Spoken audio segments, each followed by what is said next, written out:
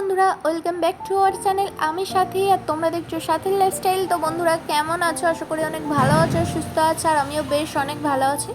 আজকে তোমাদের সাথে চলে এলাম আরও একটি নতুন রেসিপির সাথে সাথীর লাইফস্টাইলে। আজকে আমাদের রেসিপি হচ্ছে দই কাতলা।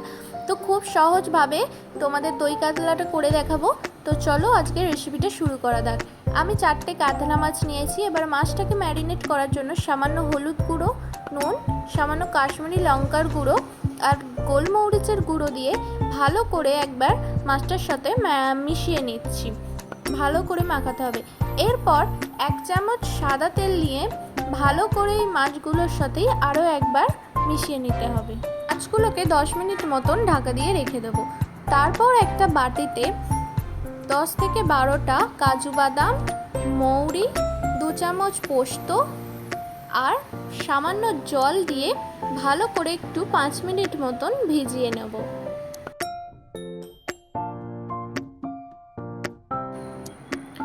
কড়াইতে সর্ষের তেল দিয়ে তেলটা একটু গরম হয়ে এলেই একে একে যে মাছগুলো ম্যারিনেট করে রেখেছিলাম সেগুলো এবার ভেজে নেব লাল লাল করে।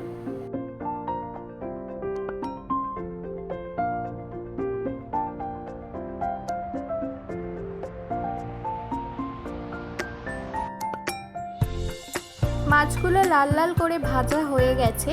এবার একটা প্লেটে মাছগুলো তুলে নেব।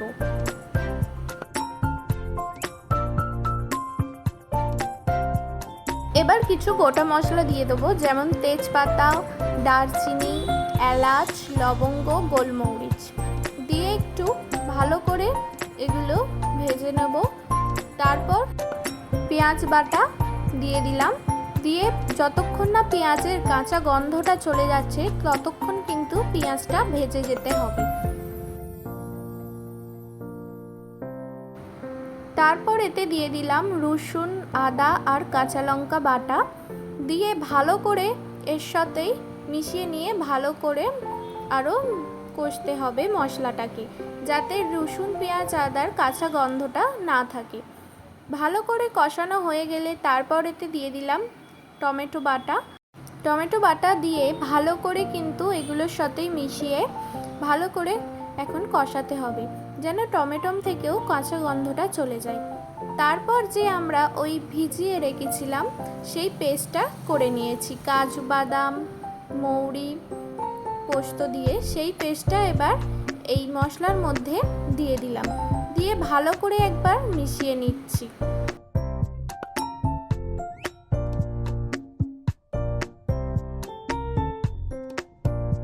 তারপর এতে পরিমাণ মতো নুন, 1 চামচ ধনে গুঁড়ো, 1 চামচ জিরে গুঁড়ো দিয়ে ভালো করে মিশিয়ে নেব।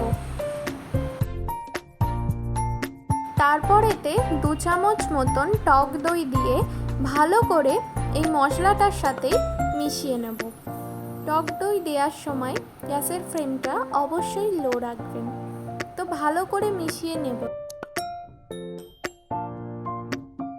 দেখতেও দেখুন কতটা পরিমাণে সুন্দর লাগছে মশলাটা।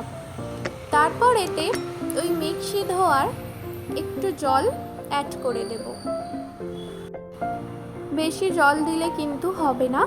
তারপর এটা একটু ফুটে এলেই মাছগুলো যে আমরা ভেজে রেখেছিলাম সেই মাছগুলো একে একে এই মশলার মধ্যে দিয়ে দিচ্ছি। দেয়া হয়ে গেলে ভালো করে মিশিয়ে নিয়ে ঢাকা দিয়ে দিচ্ছি। ঢাকা দিয়ে 10 মিনিট মতন লো করে গ্যাসটা ভালো করে ফুটিয়ে নিয়েছি।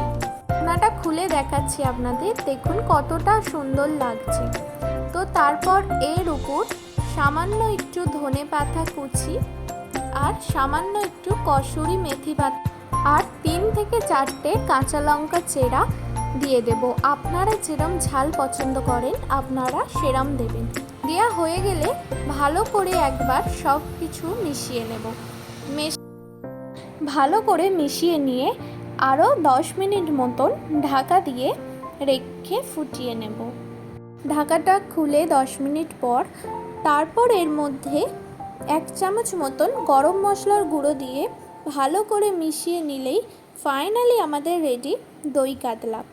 গরম ভাতের সাথে কিন্তু এই গরম গরম দই কাতলা খুব সুন্দর খেতে লাগে, আর কিছুই লাগবে না। তো তো আজকের ভিডিওটা ভালো লাগলে আমার চ্যানেলটিকে লাইক, কমেন্ট, শেয়ার আর সাবস্ক্রাইব করে দিও বন্ধুরা। তোমরা সবাই একটু আমার পাশে থেকো আর সাপোর্ট করো। সবাই ভালো থাকবেন, সুস্থ থাকবেন। আপনাদের সাথে দেখা হচ্ছে সাথীর লাইফস্টাইলে নতুন কোনো রেসিপির সাথে। আর নতুন নতুন রান্নার ভিডিও পাওয়ার জন্য আমার চ্যানেলটিকে আপনারা সাবস্ক্রাইব করে রাখুন বন্ধুরা। আজকের মতন সবাইকে টাটা।